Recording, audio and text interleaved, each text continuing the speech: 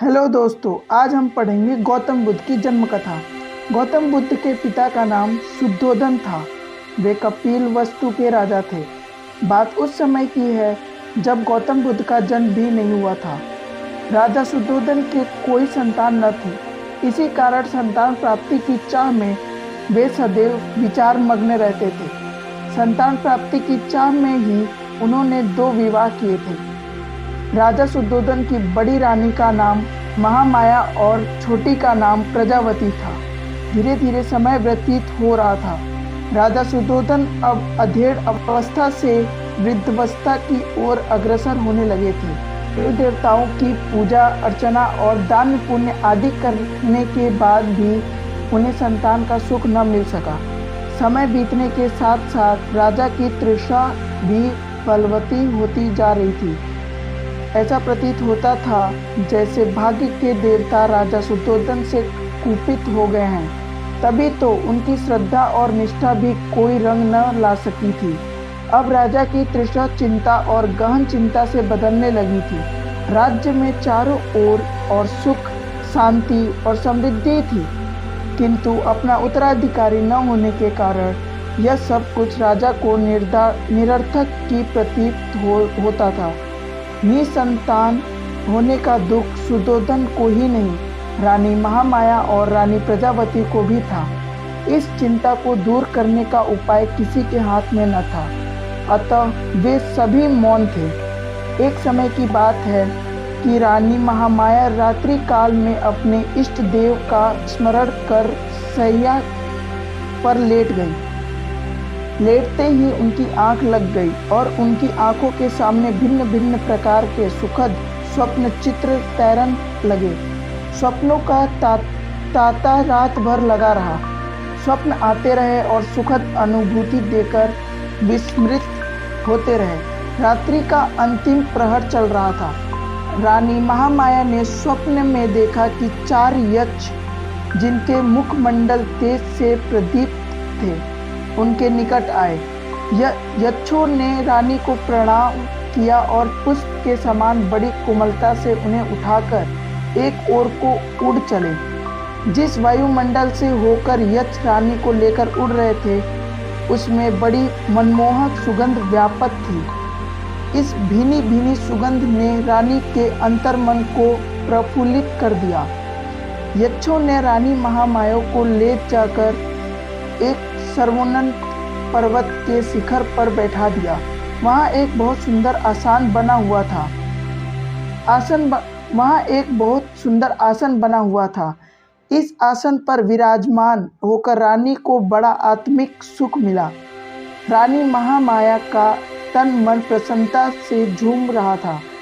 इसी बीच स्वर्गलोक में निवास करने वाली सुंदरता की प्रतिमूर्ति अप्सराएं वहाँ एकाकर अप्सराओं ने करबद्ध हो शीशा झुकाकर रानी को प्रणाम किया। देवी, एक अप्सरा रानी से बोली, आपके स्नान का समय हो गया है, कृपया स्नान के लिए प्रस्थान कीजिए। रानी कुछ न बोली, उठकर उनके साथ चल दी। अप्सराएं रानी को ले मंगल गीत गाती हुई एक सरोवर के पास पहुंची। सरोवर अत्यंत सुंदर था और उसमें श्वेत कमल पुष्प थे। अप्सराओं ने रानी को ले जाकर सरोवर के मध्य खड़ा कर दिया और मल कर स्नान कराने लगी।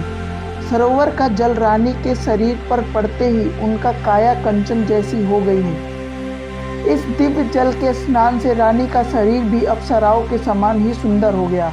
रानी महामाया आश्चर्यचकित होकर अपने रूप सौंदर्य को निहार रही थी। दिव्य जल से स्नान करने के बाद उनकी काया अत्यंत कमनीय और सुंदर हो गई थी। शरीर पर पड़ी हुई झुर्रियाँ भी पूरी तरह मिट चुकी थी। उन्हें ऐसा लगा था मानो उनका यौवन दिव्य रूप राशि के साथ पुनः लौट आया हो। उनका मन मुदित था। स्नान के बाद अप्सराओं ने रानी को अत्यंत सुंदर और बहुमूल्य वस्त्र पहनाए। भिन्न भिन्न प्रकार के आभूषणों से उनका श्रृंगार किया। इसके बाद अप्सराएं रानी को एक श्वेत मरमरी महल में ले गई। विभिन्न प्रकार से उनका स्वागत सत्कार किया गया। एक अप्सरा अपने हाथों से दिव्य सामग्री से भरा थाल लेकर प्रकट हुई। उस खाद्य सामग्री से स्वादिष्ट सुगंध उठ रही थी। उसने खाद्य सामग्री रानी के सामने प्रस्तुत की। जब रानी ने उसका स्वाद चखा तो उनका तन मन आगाहित हो उठा।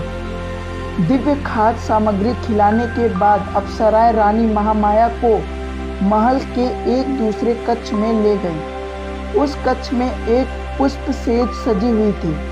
अप्सराओं के आग्रह पर रानी पुष्प सज्जित सेज पर विश्राम करने लगी। उस सेज के सामने ही रानी को एक स्वर्ण शैल और उस पर मंडराता सुंदर हाथी अपने अत्यंत निकट प्रतीत हुआ। हाथी ने कमल पुष्प से रानी के दाएं अंग पर धीरे से प्रहार किया और फिर लघु से लघुतर स्वरूप धरकर वह एकाएक रानी के गर्भ में समा गया।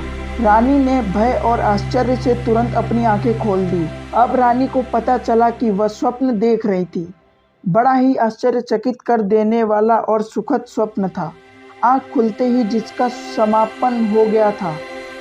जब राज ज्योतिषी ने स्वप्न के फल की गणना कर बताया कि उनके यहाँ एक यशस्वी पुत्र रत्न का जन्म होगा तो उनकी प्रसन्नता की कोई सीमा न रही। राज ज्योतिषी की घोषणा ने जैसे राजा, रानी और प्रजा के ऊपर से चिंता की कालिमा को समाप्त कर दिया था। राजमहल में छाया सन्नाटा धीरे धीरे सिमटने लगा। जो रानी महामाया का गर्भकाल पूर्ण होने की ओर अग्रसर हो रहा था, तो राजमहल में प्रसन्नता बढ़ती जा रही थी। अब गर्भकाल लगभग पूर्ण होने को सज्जित किया गया। काल की प्रथा के अनुसार रानी के साथ प्रथम प्रिय दासियां और माता पिता परिचारिकाएं बैठी। रथ के आगे आगे 6 घोड़ों पर सवार योद्धा सैनिक माना जाता था और इसी प्रकार से ही विचार कर रानी महामाया को उनके माता पिता रानी का यह काफिला आगे बढ़ता जा रहा था ताकि वे लुम्बिनी वन के निकट रानी को तीव्र प्रसव पीड़ा होने लगी। परिचारिकाओं के कहने पर रथ को लुम्बिनी वन में ही एक उचित स्थान देखकर रोक दिया गया। वैशाख मास की पूर्णिमा थी। गगन पर पूर्ण चंद्र जगमगा रहा था। लुम्बिनी वन का कोना कोना जैसे पूर्णिमा की शीतल चांदनी से अपनी मधुरिमा के साथ शोभायमान हो रहा था। इस वैशाख पूर्णिमा को जैसे सदियों से लुम्बिनी वन में इस महान घटना के घटने की ही प्रतीक्षा थी और प्रतीक्षा की घड़ियां धीरे धीरे समाप्त होती जा रही थी। यह घटना ईसा से लगभग 564 वर्ष पूर्व की है।